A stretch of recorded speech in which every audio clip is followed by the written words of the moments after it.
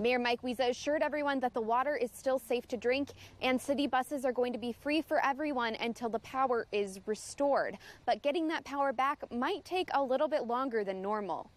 Well, Heather, I just got done talking to Police Chief Alt, and he said that the scene is now considered safe.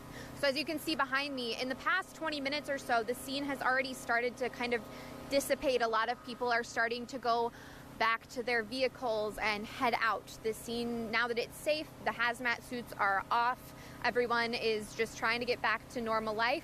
Now those helicopters that were called in also had heat scanners, and they were already starting to search the forest. Luckily, the 8 and 12-year-old were found before then and reunited with their parents. Reporting live in Wisconsin Rapids, Emma Henderson, News Channel 7. Meanwhile, we know the deputy involved in the incident has more than 6 years in law enforcement. Reporting live in Merrill, Emma Henderson, News Channel 7.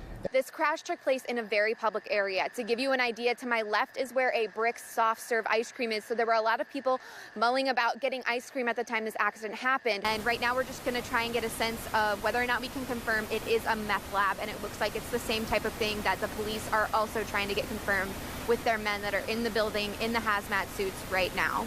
Reporting live in Plover, Emma Henderson, News Channel 7. Jeff, I spoke to John Hall's family tonight. Hall's two sisters and mother say an event from a few months ago impacted Hall in a way that he was never the same. His family describes Hall as a hard worker and a businessman with a kind heart.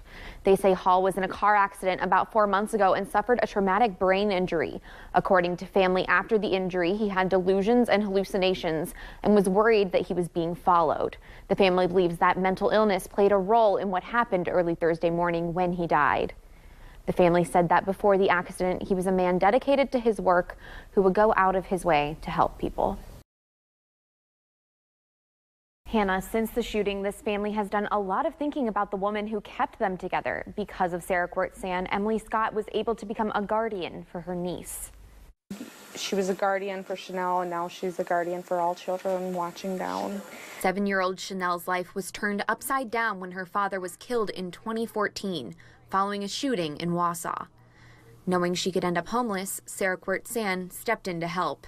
Their dad was the provider, and all of a sudden the provider for the house is gone. Quartzan was her guardian ad litem. That meant she's responsible for deciding what was in Chanel's best interest as she found her a new home. She was able to help make the decision that my niece was to be placed here, and I was able to become her guardian. With Quartzan's help, Chanel was able to stay with her family. And now lives with her aunt and cousins. She gets to be with family. You got it? Now Scott and her family are trying to make sense of the shootings that happened last Wednesday. She's probably helped so many people, and just why? Why would someone do something so senseless? But looking into Chanel's eyes, Scott says she sees the impact Quartzan had on so many. I do. I live with it every day. Every day with the child she helped. Now Scott says she was especially moved by Quartzan's husband's letter saying she admired his strength and the call for the community to come together after the shooting. You can read that statement in its entirety live right now on WSAW.com. Reporting in studio, Emma Henderson, News Channel 7. Emma Henderson has an exclusive interview with Katrina Shanklin, who's looking to change that with new legislation. Emma? Heather, with the two sexually violent people living in a home right across the street from an active community room in Albin, this new legislation would require out-of-county judges to consult with community leaders about where they want to place an SVP so people aren't blindsided like those in Albin. Frankly, once a placement's done, you can't do anything about it. That's what the people of Albin are painfully aware of. Now they have two sexually violent people living across the street from a community room at the Central Wisconsin Electric Co-op, where children often meet.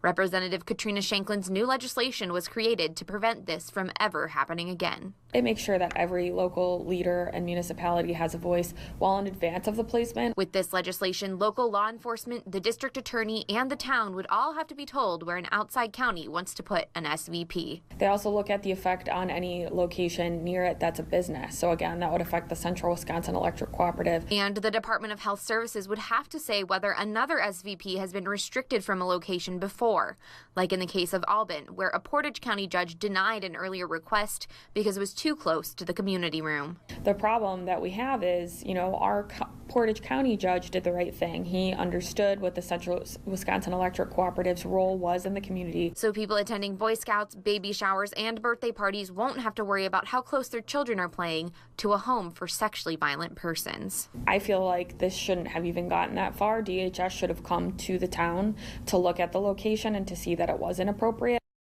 Since the first SVP was placed across from the co-op, the community has held a number of meetings to talk with law enforcement and DHS about how to move forward.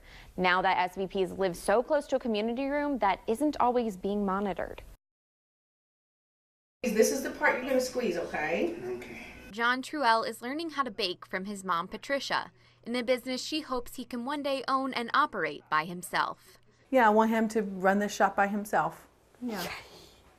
Come up with his own flavors, his own combinations. John wants to learn so he can be the boss. John, do you want to be the boss someday? Yes, I'm boss. Right now, John especially loves interacting with the customers at the cash register, opening doors, and helping them pick out flavors, peanut butter being his personal favorite. His second week working the register, he learned on his own that a dozen was 12. And I was like, that's the purpose of this shop, is to teach him those little basic things. It's been a learning experience for both Patricia and John. Thank you very much. Everyone has abilities, and you just got to provide them with the opportunity and the tools to show off their abilities. Very good, John. And for John, sometimes it means working on chores that aren't so fun. But it's all a part of working on important life skills. There you go. Thank you.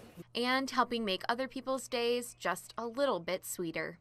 In Marshfield, Emma Henderson, News Channel 7.